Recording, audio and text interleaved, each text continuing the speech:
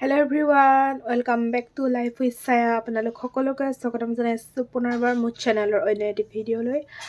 আৰু আজি হৈছে জানুৱাৰী মাহৰ 7 তাৰিখ আৰু আজি সম্পূৰ্ণ 34 দিন কমপ্লিট হৈছে। আৰু সেইবাবে আজি মানে আমাৰ ঘৰত মাহেকীয়া নিয়মটো আমি কৰিবলৈ লৈছোঁ। গতিকে আপোনালোকক মাহেকীয়াৰ নিয়ম গোটেইখিনি আমাৰ নিয়মত কেনেকৈ কি কৰা হয় সেইখিনি দেখাম। আপোনালোকে একেবাৰে ভিডিঅ'টো শেষলৈকে অকণো স্কিপ নকৰাকৈ চাই গৈ থাকিব।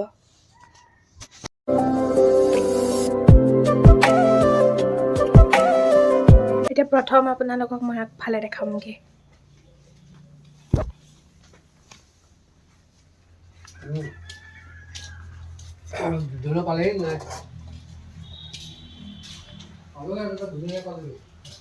ভকত নাই অহা এতিয়ালৈকে, বোলে অকণমানিকৈ ৰভাখন দিছে।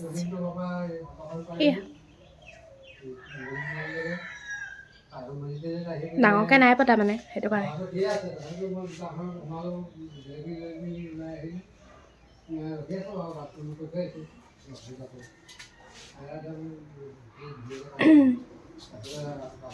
এইফালে আগফালে ভৰি ধুবলৈ দি থৈছে ভকতক। মই ভৰি ধুৱাব লাগিব মানে আৰু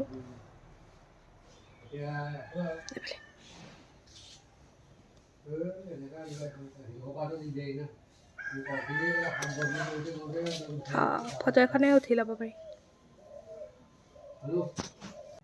এতিয়া ঠাণ্ডা দিন যিহেতু সেইটো কাৰণে সময় লাগিছে ভকত আহিবলৈ। এতিয়া এইফালে গোবৰে দি পিনে মচি মেলি থৈ দিছে আৰু শুকাবলৈ বুলি।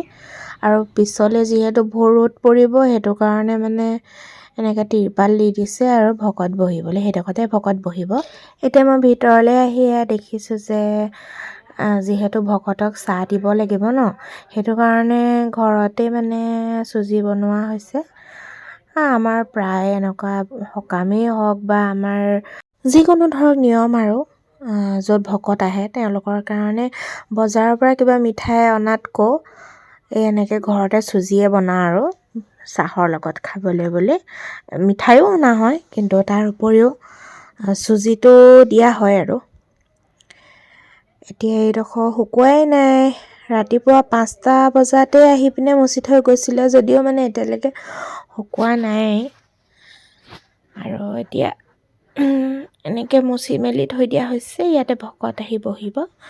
আৰু আমাৰ এইডোখৰ এতিয়া ৰং দি থকা হৈছে।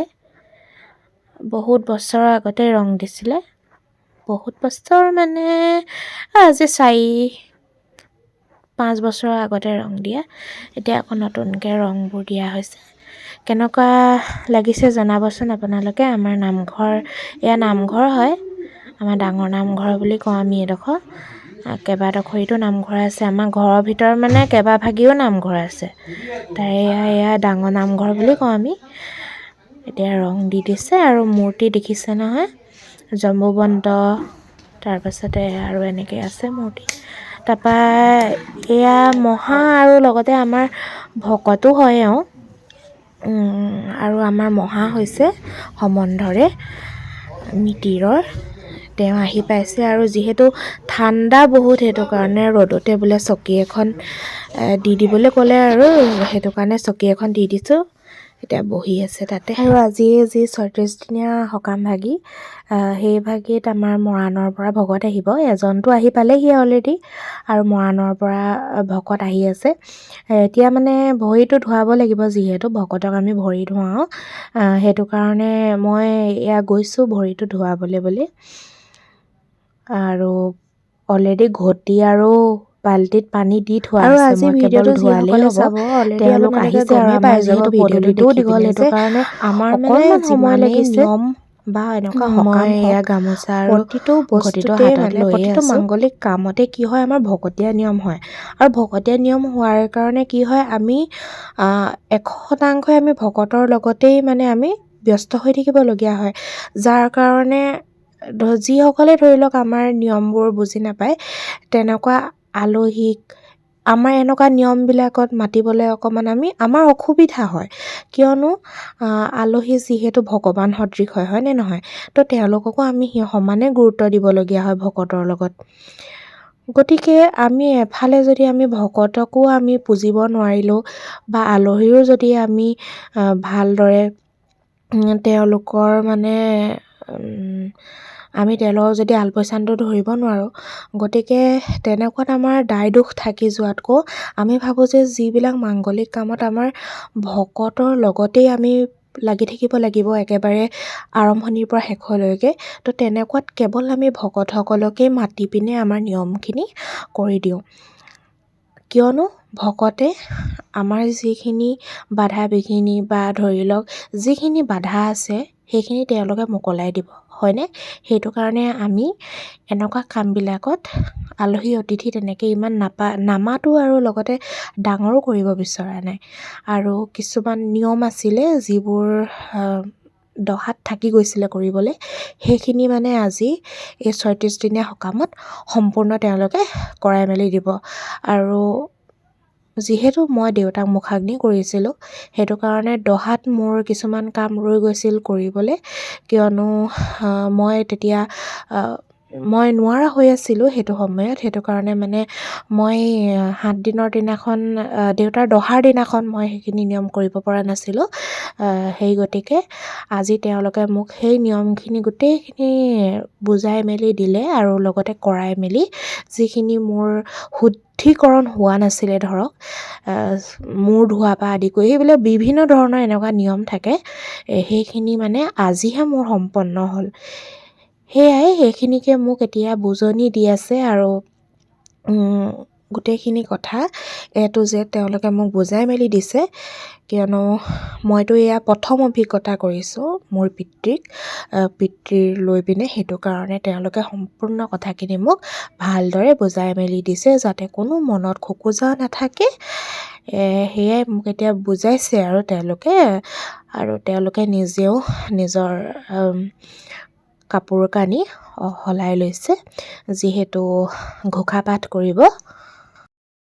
সেইটো সময়ত তেওঁলোকে ভকতসকলে কাক কি কেনেদৰে কি বুজাইছিল সেই সম্পূৰ্ণখিনি মই মোৰ মোবাইলত তুলি ৰাখিছোঁ।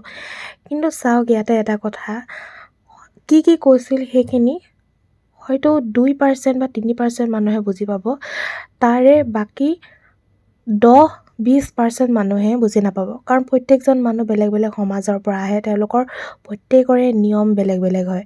সেইটো কাৰণে মই আপোনালোকক এই ভিডিঅ'টো মিউট কৰাই দিছোঁ এইখিনিতে, যে কি কৈছিল সেইখিনি মই আৰু শুনাব নিবিচাৰোঁ।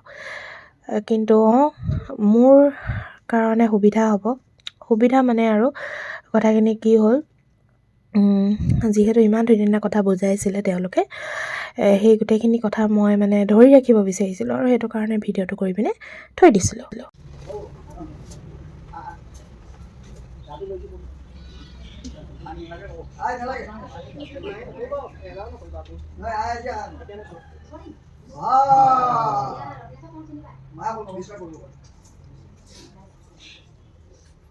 এয়া এতিয়া দেখিলে নহয়, আমি সেয়া ল'লোঁ আৰু এনেদৰে এয়া দেখিছে নহয় ভিডিঅ'টোত আপোনালোকে দেখিবলৈ পাইছে যে ভকতৰ বাহিৰে অন্য তেনেকৈ আলহী বুলিবলৈ নাই আৰু আমাৰ ভকতৰে আই আহিছিলে, আইগৰাকীমান আহিছিলে আৰু আমাৰ ঘৰৰো হয়, মানে এগৰাকীটো আমাৰ ঘৰৰে আছিলে বাৰু, মিতিৰৰ হয়। দুগৰাকী আছিলে, মিতিৰৰ এগৰাকী আইতা, তেওঁৰ ছোৱালীজনীক বিয়া দিছে আমাৰ ঘৰলৈ, আৰু এগৰাকী আমাৰ এনেকৈ ভকতৰে হৈছিলে আৰু আই। তাৰপিছতে মোৰ নিচা আহিছিলে, মামা আহিছিলে। মোৰ নিচা মামাটো ক'বই লাগিব, কোনো নহাতে পোৱাতেই মানে তেওঁলোকে পাইছেহি আৰু তেওঁলোকো ইমান সোনকালে বুলি নহয়, তথাপিতো আৰু বাকী ভকত অহা আগতে একদম তেওঁলোকে আহি উপস্থিত। একদম দেউতা ঢুকুৱা প্ৰথম দিনাখনৰ পৰাই মানে নিচা মামাই যথেষ্টখিনি কৰি দিছে দেই।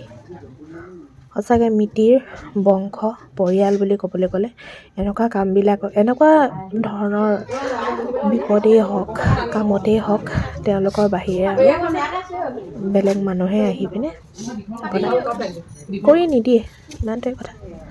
আৰু আচলতে আমাৰ নিচা মামা আৰু পৰিয়ালৰ মানুহ থকা কাৰণেহে আমি ইমানখিনি পাৰিছোঁ কৰিবলৈ মেলিবলৈ, নহ'লেতো ইমান পিটিকেনেতো এই সমাজখনত বা দুনীয়াখনত ইমান আওভাও নাপায় ন কৰিবলৈ মেলিবলৈ। সেইখিনি যে ভগৱানে আমাক দিছে, সেয়াই ধন্যবাদ ভগৱানক। আৰু ইয়াতে অকল পৰিয়ালৰ মানুহ বুলি ক'লেও ভুল হ'ব। তাৰ লগতে আমাৰ ঘৰৰ ওচৰৰ যিমানবোৰ মানুহ আছে, আমাৰ ওচৰ চুবুৰীয়া বুলি ক'বলৈ, তেওঁলোকেও কিন্তু সঁচাকৈ মানে ভাবাই নাছিলোঁ মই যে সঁচাকৈ তেওঁলোকে যে আহি মেলি পিনে ইমানখিনি কৰি দিব। সেইটো কাৰণে মানে আমাৰ ওচৰ চুবুৰীয়া মানুহখিনিকো বহুত ভাল বুলিয়ে ক'ব লাগিব। কাৰণ মানে আমি ওচৰ চুবুৰীয়াৰ যিখিনি তেওঁলোকৰ ৰাজহুৱা নামঘৰৰ পৰা আদি কৰি আমি সেইবিলাকত ইমান জড়িত নহয়েই, কিন্তু ওচৰ চুবুৰীয়া বুলি আমাৰ মাতবোল বহুত ভাল আছে বাৰু। কিন্তু আহ-যাহ ইমানো নাই মানে, কাৰণ আমাৰ এইডোখৰ এৰিয়াত আমি যোনডোখৰ জেগাত থাকোঁ সেইডোখৰ জেগাত চব বেলেগ বেলেগ জেগাৰ পৰা উঠি অহা, তেনেকৈ কৰি পিনে আমি এটা চুবুৰী হৈছোঁ। কিন্তু মানে আছে বেলেগ বেলেগ জাতি ধৰ্মাৱলম্বীৰ লোক, আমি গোটেইখিনি একেলগেই থাকোঁ। কিন্তু সঁচাকৈ সেইটো একতাটো আমাৰ এই এৰিয়াডোখৰত আছে মানে, সেইটোৱে বহুত ভাল আৰু সেইটো। এতিয়া এয়া মা আৰু সবিতা বা বুলি কয়। এনেকৈ আলহীয়ে বুলিও ক'ব পাৰি, কিন্তু আমি আৰু আলহী বুলি নাভাবোঁৱে, আমাৰ ঘৰৰে হয় তেওঁ। এয়া এতিয়া মগুমাহ ধুই আছে। মগুমাহ মানে বাকলি বহুত ওলাইতো, সেইটো কাৰণে এই মগুমাহ এয়া বাকলিবিলাক ধুই আছে তেওঁলোকে এইডোখৰতে। আৰু ইয়াতে মানে আমাৰ যিটো আজি ভোজনীত ভাত দিয়া হ'ব, সেই ভাতৰ মানে ইয়াতে আৰু ৰন্ধা হ'ব ভাতটো।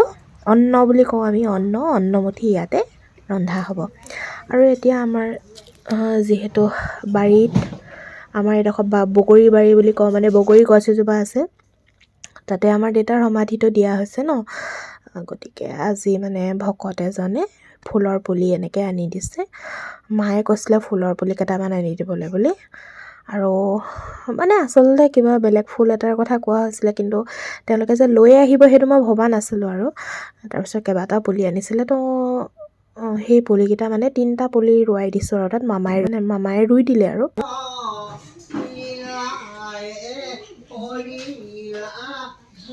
এয়া এতিয়া নামঘোষা পাঠ কৰিছে। কিন্তু আজি নাইকেও মানুহ হৈছিল, 20জনৰ ওপৰতে হৈছিলে।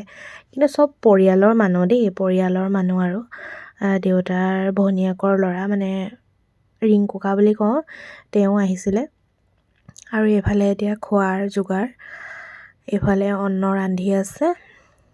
আৰু আমাৰ অন্ন ৰন্ধাত যিহেতু ৰান্ধে মা নিচা পূৰা চব্জি গুচাই আছে। আৰু সেইফালে মই পবিতকা বুলি কওঁ, আৰু এইফালে বহু এজনে, এইফালে তেওঁলোকে শাক পাচলিবিলাক কটা মেলা কৰি আছে। আৰু আমাৰ সকামত আকৌ ভকতসকলে নিজেই ৰান্ধে। আৰু আমাৰ নিয়মৰ যিমানখিনি কথা এতিয়ালৈকে আপোনালোকক বুজালোঁ, আশা কৰিছোঁ আপোনালোক সকলোৱে নিয়মখিনি বুজি পালে। মই বুজাবলৈ চেষ্টা কৰিছোঁ আৰু আপোনালোকক যিমানখিনি পাৰোঁ। আৰু এতিয়া খোৱাৰ পাত হৈ গ'ল। এতিয়া আমাকো সেই লগতে ভকতসকলৰ লগতে অন্নমুঠি ল'বলৈ ক'লে, সেইটো কাৰণে আমি লগতে বহি দিলোঁ তেওঁলোকৰ লগত।